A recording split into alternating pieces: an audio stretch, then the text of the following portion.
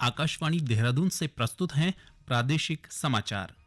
पहले मुख्य समाचार। प्रधानमंत्री नरेंद्र मोदी ने कहा, भारत में लोकतंत्र और सहमति निर्माण, मुक्त संवाद और विचार विमर्श की प्राचीन और अखंड संस्कृति है। मुख्य निर्वाचन अधिकारी डॉक्टर BVRC पुरुषोत्तम ने स्टेट आइकन्स से मतदाताओं को मतदान के लिए जागरूक करने की अपील की। रिजर्व बैंक ने सभी बैंकों से 31 मार्च को रविवार के दिन अपनी सभी शाखाएं खुली रखने को कहा। और राज्यपाल ने बच्चों के कल्याण व उनके सर्वांगीण विकास के लिए बेहतर प्रयास करने की जरूरत पर जोर दिया। नमस्कार, दोपहर समाचारों के साथ मैं संजय भंडारी। और अब समाचार विस्तार से। प्रधानमंत्री नरेंद्र मोदी ने कहा है कि भारत में लोकतंत्र की एक प्राचीन और अखंड संस्कृति है। दक्षिण कोरिया के सोल में आयोजित लोकतंत्र शिखर सम्मेलन को वर्चुअल माध्यम से संबोधित करते हुए उन्होंने कहा कि सर्वसम्मति, खुली बातचीत और स्वतंत्र चर्चा भारत की पहचान रही है। श्री मोदी ने कहा कि अब से कुछ ही सप्ताह में भारत लोकतंत्र की सबसे बड़े उत्साह का गवाह बन रहा है। उन्होंने कहा कि 1 अरब मतदाताओं के मतदान करने के साथ यह मानव इतिहास में सबसे बड़ा चुनावी अभ्यास होगा। उन्होंने कहा कि भारत के लोग एक बार फिर लोकतंत्र में अपना विश्वास जताएंगे। मुख्य निर्वाचन अधिकारी डॉक्टर BVRC पुरुषोत्तम ने सचिवालय में स्थित वीर चंद्र सिंह गढ़वाली सभागार में प्रदेश की स्टेट आइकन्स के साथ बैठक की। इस अवसर पर मुख्य निर्वाचन अधिकारी ने सभी स्टेट आइकन से मतदाता जागरूकता कार्यक्रम के माध्यम से मतदाताओं को जागरूक करने की अपील की। मुख्य निर्वाचन अधिकारी ने 19 अप्रैल को मतदान के मद्देनजर अधिक से अधिक संख्या में मतदाताओं को मतदान केंद्र तक पहुंचने के लिए प्रेरित करने पर जोर दिया। बैठक में पद्मश्री डॉक्टर प्रीतम भरतवाण, डॉक्टर कल्याण सिंह रावत, बसंती बिष्ट और डॉक्टर माधुरी बर्थवाल ने अपने अनुभव साझा किए। उधर मुख्य निर्वाचन अधिकारी डॉक्टर BVRC पुरुषोत्तम ने देहरादून स्थित मुख्य डाकघर में आयोजित मतदाता जागरूकता कार्यक्रम में हिस्सा लिया। इस अवसर पर उन्होंने पोस्ट ऑफिस में मौजूद कार्मिकों को मतदान की शपथ दिलाई।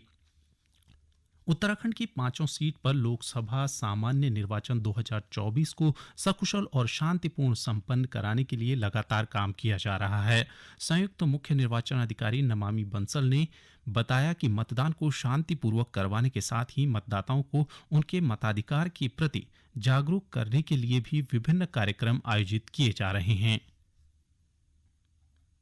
टारगेट यही है कि हम कम से कम 75% तक मतदान प्राप्त कर सके। नई अपडेट हमारी स्वीप एक्टिविटीज को लेकर के है। उसके अलावा जो कार्रवाई MCC उल्लंघन से संबंध में चल रही है, उसमें कल विशेष जो हुआ है उसमें आपको बताना चाहेंगे कि 107/16 के 2290 मामले दर्ज किए गए हैं। जिन लोगों को बाउंड डाउन किया गया है उनकी संख्या 2290 है। उत्तराखंड कांग्रेस कमेटी ने भारत निर्वाचन आयोग को पत्र लिखकर कांग्रेस की गढ़वाल संसदीय क्षेत्र से प्रत्याशी गणेश गोदियाल को आयकर विभाग द्वारा भेजे गए नोटिस की शिकायत की है। प्रदेश कांग्रेस की ओर से लिखे गए पत्र में कहा गया है कि गणेश गोदियाल लोकसभा क्षेत्र में अपने प्रचार प्रसार में लगे हैं। ऐसे समय में एक सोची समझी रणनीति के तहत आयकर विभाग की ओर से चुनावी प्रक्रिया के दौरान उनको 22 मार्च को व्यक्तिगत रूप से उपस्थित होने को कहा गया है। कांग्रेस ने भाजपा पर आरोप लगाया कि केंद्र सरकार के दबाव में गणेश गोदियाल को आयकर विभाग ने अपने समक्ष पेश होने को कहा है। प्रदेश कांग्रेस ने इस प्रकरण का संज्ञान लेते हुए आदर्श चुनाव आचार संहिता के तहत आयकर विभाग को दिशा निर्देश जारी करने की मांग की है। वहीं कांग्रेस उम्मीदवार गणेश गोदियाल ने कहा कि आयकर विभाग का ये नोटिस उनके चुनाव अभियान में खलल डालने का एक प्रयास है। ठीक चुनाव के टाइम मुझे 3 दिन के नोटिस देकर पर्सनली हाजिर रहने का जो ये समन्स है, ये मैं समझता हूँ कि मेरे चुनाव को प्रभावित करने का एक कोशिश भर है। क्योंकि मैं चुनाव लड़ रहा हूँ और भारतीय जनता पार्टी को ये लग रहा है कि चुनाव उनके हाथ से जा चुका है, इसलिए मुझे इस प्रकार के कामों में उलझा रहे हैं।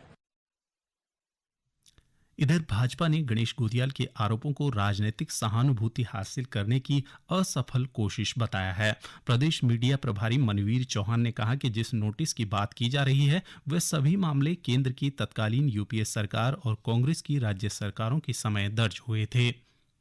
टिहरी लोकसभा सीट से कांग्रेस उम्मीदवार ज्योत सिंह गुंसोला ने कहा है कि टिहरी में चुनाव इस बार लोकशाही व राजशाही के बीच है। टिहरी में कांग्रेस कार्यकर्ताओं को संबोधित करते हुए ज्योत सिंह गुंसोला ने कहा कि जनता इस बार राजशाही के खिलाफ लोकशाही को चुनेगी।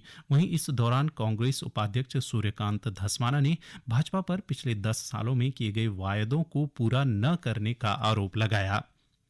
इधर भाजपा ने अपना चुनावी अभियान तेज कर दिया है। मुख्यमंत्री पुष्कर सिंह धामी ने लोकसभा चुनाव की तैयारियों के मद्देनजर ऊधम सिंह नगर के खटीमा और नानकमत्ता विधानसभा क्षेत्रों के पार्टी कार्यकर्ताओं के साथ बातचीत की। इस दौरान मुख्यमंत्री ने भाजपा के कार्यकर्ताओं से सरकार की जन कल्याणकारी योजनाओं और क्रांतिकारी निर्णयों की जानकारी आम जनता तक पहुंचाकर भाजपा को भारी मतों से जीत दिलाने की अपील की।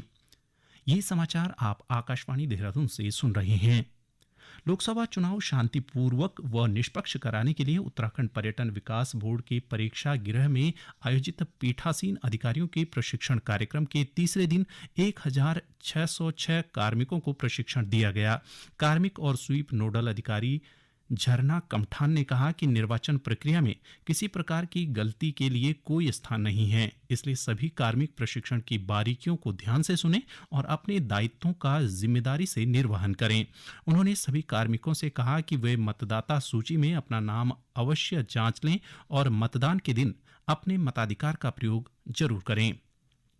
रिजर्व बैंक ने सभी बैंकों को परामर्श जारी किया है कि वे रविवार 31 मार्च को अपनी सभी शाखाएं खुली रखें। यह परामर्श सरकारी प्राप्तियों और भुगतानों से संबंधित सभी बैंकों को 31 मार्च को लेनदेन के लिए खुला रखने के अनुरोध के बाद आया है, जिससे प्राप्तियों और भुगतानों से संबंधित सभी सरकारी लेनदेन का हिसाब किताब चालू वित्त वर्ष में ही किया जा सके। राज्यपाल लेफ्टिनेंट जनरल गुरमीत सिंह ने बच्चों के कल्याण और उनके सर्वांगीण विकास के लिए और अधिक काम करने की जरूरत पर जोर दिया है। राज्यपाल ने इसके लिए बाल कल्याण परिषद से अपने वित्तीय संसाधन बढ़ाने और इसके लिए उद्योग जगत से जुड़े लोगों को अधिकाधिक सदस्य बनाने पर ध्यान केंद्रित करने को कहा है। राजभवन में राज्यपाल की अध्यक्षता में उत्तराखंड राज्य बाल कल्याण परिषद की कार्यकारिणी बैठक हुई। इस दौरान राज्यपाल ने बाल कल्याण परिषद को अपनी पहुंच अधिक से अधिक लोगों तक पहुंचाने को कहा, ताकि जनता को बाल कल्याण के कार्यक्रमों और गतिविधियों की जानकारी मिल सके।